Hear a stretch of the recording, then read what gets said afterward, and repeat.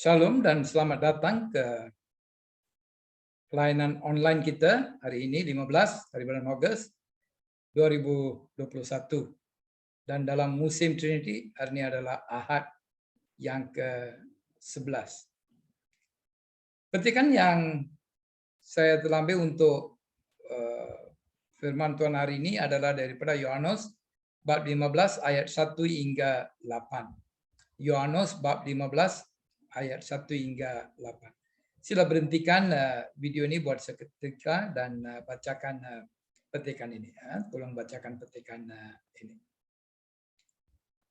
Mari kita berdoa. Tuhan Yesus, untuk hari yang mulia ini kita berterima kasih dan peluang untuk mendengar firman-Mu. Pagi ini kita juga berterima kasih kepada Tuhan. Tuhan, berkatilah semua hamba-hamba-Mu yang sedang mendengar firman-Mu, supaya mereka dapat bertinggal bersama Yesus dan dapat berbuah dalam hidup mereka. Dalam nama Yesus kita berdoa. Amin. Amin. Amin. Nah, tajuk yang saya telah pilih untuk renungan kita pagi ini adalah perkembangan keyakinan kita dalam Yesus, ataupun kita perlu bertumbuh dalam keyakinan kita pada Yesus, bertumbuh dalam keyakinan kita. Mengapa kita perlu bertumbuh dalam keyakinan kita? Sebab kita ini sekarang, situasi kita sekarang situasi yang bermasalah. Sebab kita dikelilingi situasi pandemik COVID-19 yang mengancam kita. Banyak orang sudah mati. Semua orang mengalami satu situasi yang penuh dengan cabaran. Dalam hidup kita ini seperti perlombaan, ada yang sudah banyak letih. Begitu juga banyak Kristen sudah letih dalam kehidupan Kristen ataupun rohani mereka. Mereka telah hilang kegembiraan mereka. Seperti bateri yang sudah habis kuasanya. Banyak orang telah juga menghilangkan tenaga mereka sebagai seorang hamba Tuhan. Dan juga telah hilang visi mereka. Semua perkara yang mereka buat dalam kehidupan sudah menjadi biasa. Bila dia menjadi biasa, tiada bermakna. Dan mereka tidak dapat bertumbuh dalam Kristus lagi. So, untuk kita keluar daripada situasi begini, kita perlulah berkembang dalam keyakinan kita. Ataupun kita perlulah bertumbuh dalam keyakinan kita pada Tuhan Yesus. Dan bagaimana kita nak tumbuh? Ada 3 perkara yang kita perlu buat. Pertama, kita perlu pandang atas, pandang dalam diri kita, dan juga pandang kelilingi kita. Mari kita lihat bagaimana kita perlu pandang ke atas pada Tuhan. Poin pertama, pandang ke atas. Nah, kita perlu pandang ke atas, melihat pada Tuhan, pencipta bumi dan langit. Sebab pertolongan kita datang daripada Tuhan yang mencipta bumi dan langit. Ini adalah di Mazmur 121 ayat 1 dan 2. Nah, bila kita lihat atas pada Tuhan yang telah membentuk atau mencipta bumi dan langit ini, dia akan membenarkan satu musim kegembiraan dalam hidup kita. Walaupun situasi kelilingi kita mengancam kita, tetapi bila kita melihat atas pada Tuhan yang mencipta bumi dan langit, dia akan memberkati kita dengan satu musim kegembiraan. Dia akan menguatkan kita dengan kuasanya. Dia akan memperbarui visi kita, supaya kita dapat bersinar kembali untuk Yesus Kristus. Dan kita perlulah membaca Mazmur ini dengan sepenuhnya, membuat renungan dan coba mengeluarkan kita panggil rahasia-rahasia yang terkandung dalam Mazmur ini. So kita perlu pandang ke atas pada Tuhan yang mencipta bumi dan langit ini, supaya Dia dapati memberkati kita. Poin nomor 2, kita perlu buat pandangan dalam hidup kita sendiri, dalam hati kita sendiri. Yohanes 15:1-8, petikan ini memberitahu kita, Yesus memanggil kita untuk tinggal bersamanya, bersatu dengannya. Bila kita datang untuk hidup bersama Yesus atau tinggal bersama Yesus, dan Yesus pun tinggal dalam kita, dan firman Tuhan pun ada dalam hidup kita.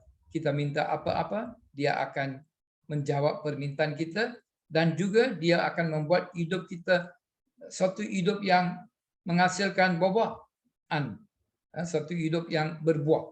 Bila kita dapat tinggal bersama dengan Yesus, bersatu dengan Yesus, dan Yesus bersatu dengan kita. So, bila kita melihat dalam diri kita, kita perlu tanya beberapa soalan untuk memeriksa diri kita. Dapatkah saya pandang kepada Yesus, pandang kepada Tuhan, melihat atas? Dapatkah saya bertinggal bersama Yesus? Adakah Yesus juga tinggal bersama saya? Adakah ayat-ayat Tuhan, firman Tuhan tinggal dalam hidup saya? Adakah hidup saya ini suatu hidup yang berbuah? Bagaimana hidup doa saya? Bagaimana hidup saya membaca Alkitab? Bagaimana hidup saya dari segi kesucian? Adakah saya suci? Adakah saya setia kepada Tuhan? Kita perlulah memeriksa diri kita dengan soalan-soalan begini. Dan jika saya dapat datang dekat dengan Yesus, Yesus pun akan datang dekat dengan saya. Itulah keyakinan yang saya perlu ada sekarang. Pada situasi COVID-19 ini, situasi yang mengancamkan saya, keyakinan saya adalah pertolongan saya akan datang daripada Tuhan pencipta bumi dan langit. Dan saya yakin saya tinggal dalam Yesus, Yesus tinggal dalam saya, firman Tuhan dalam hati saya. Poin nomor 3 adalah pandangan sekelilingi kita. Kita perlu memandang situasi di keliling kita. Nah, bila kita memandang, melihat kelilingi kita, kita melihat ancaman COVID-19 dan Delta varian ini. Banyak orang yang telah jadi mangsa dan telah menghilangkan nyawa mereka. Tetapi walaupun situasi itu mengancam kita, kita perlu ada keyakinan pada Tuhan untuk melindungi kita. Nah, bila kita memeriksa situasi pandemik ini, dia juga merupakan satu ancaman nyawa pada kita. Banyak pemimpin-pemimpin kita dari gereja juga telah mati sebab COVID-19. Banyak orang pemimpin gereja sudah jadi mangsa kepada COVID-19 ini. Dalam memperkembangkan, dalam mempertumbuh menguatkan keyakinan kita pada Tuhan. Bila kita baca 1 Raja-Raja bab 19, kita melihat Nabi Elijah. Dia telah melarikan diri, takut pada Queen Jezebel yang telah mengancam dia bahwa dia akan membunuh dia. 1 Raja-Raja bab 9 ayat 4 memberitahu kita, Nabi Elijah berdoa supaya Tuhan akan menamatkan hidup dia. Sudah cukup apa yang saya mengalami. Tuhan sekarang tolong tamatkan hidup saya. Dan dia lari. Tuhan telah memberi makanan kepada dia, minuman kepada dia, dan kali kedua juga Tuhan memberi makanan dan memberi minuman kepada dia. Kekuatan makanan itu telah membenarkan dia berlari 40 hari sampai dia sampai ke Gunung Oreb, di mana dia telah tinggal 1 malam di sana, di gua dalam pada Gunung Oreb itu. Lepas itu Tuhan datang bercakap dengan dia. Tuhan telah mendengar dia, cerita yang dia beri. Tidak boleh kita lari daripada kehendak Tuhan. Tuhan ada satu kehendak. Untuk Elijah, Tuhan mau dia balik. Dan Tuhan mau dia menjadikan 2 orang sebagai raja dan juga membuat seorang untuk menjadi seorang pengikut ataupun orang yang boleh melanjutkan pimpinan dia. So Tuhan memberi keyakinan kepada Elijah dan telah memberi kerja untuk dia untuk melakukan dan suruh dia balik. Tak perlu, jangan takut dan jangan melindungi diri kamu di gua ini. Begitu juga dalam situasi pandemik ini. Kita pun rasa takut, banyak orang lari sini sana melindungi diri mereka. Tetapi keyakinan kita pada Tuhan perlu tumbuh.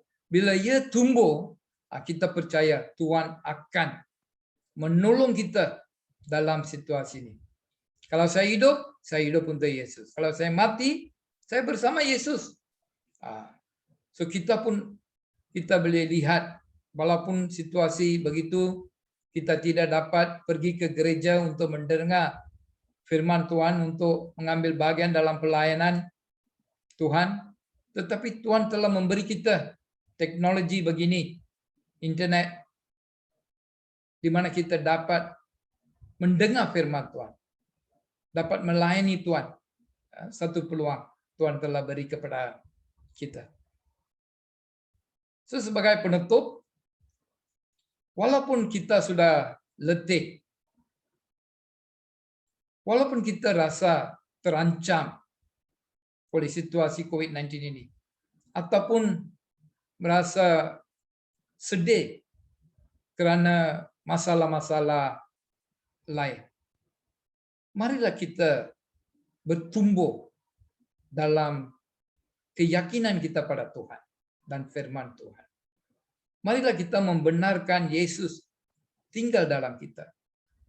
Marilah kita membenarkan firman Tuhan, ayat-ayat suci Tuhan tinggal dalam hati kita. Dan kita juga perlu tinggal bersama Yesus. Seperti mana Tuhan memberi makanan dan minuman kepada Elijah, bila kita bertinggal bersama Yesus, roh kita akan diberi makanan rohani oleh Yesus, supaya kita dapat menghadapi cabaran-cabaran yang ada depan kita. Dan bolehlah kita juga mengakhiri hidup kita seperti Paulus yang memberitahu di 2 Timotius bab 4 ayat 7 dan lapar. Biarlah Tuhan memberkati kita dan biarlah kita juga setia kepada Tuhan dan firman Tuhan yang memanggil kita pagi ini untuk tinggal bersama Yesus dan membenarkan Yesus bertinggal dalam kita dan firman-Nya di dalam hati kita juga. Barulah hidup kita akan berbuah walaupun situasi berpandemik ini. Tuhan berkati kami. Mari kita berdoa.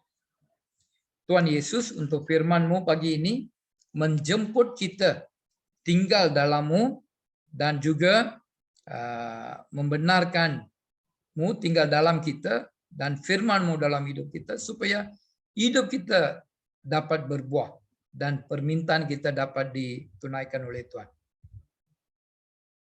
Tolonglah kita setia kepada kehendak Tuhan supaya Tuhan akan menguatkan kita menghadapi semua cabaran dan hidup satu kehidupan yang penuh dengan kesaksian. Hidup yang berbuah untuk keagungan nama Tuhan. Berkatilah hamba-hamba-Mu. Dalam nama Yesus kita berdoa. Amin. Amin. Doa berkat. Sentosa Tuhan yang melebihi pengertian manusia, memelihara hati dan jiwa kamu di dalam pengetahuan dan kasih Tuhan dan anaknya Yesus Kristus Tuhan kita. Dan berkat Tuhan Maha Kuasa, Bapa, Anak, dan Roh Kudus berserta dengan kamu dan tinggal serta dengan kamu sampai selama-lamanya. Amin. Tuhan berserta kamu. Pergilah dengan damai sejahtera dan layanilah Tuhan. Dalam nama Kristus. Amin. Tuhan berkati kamu.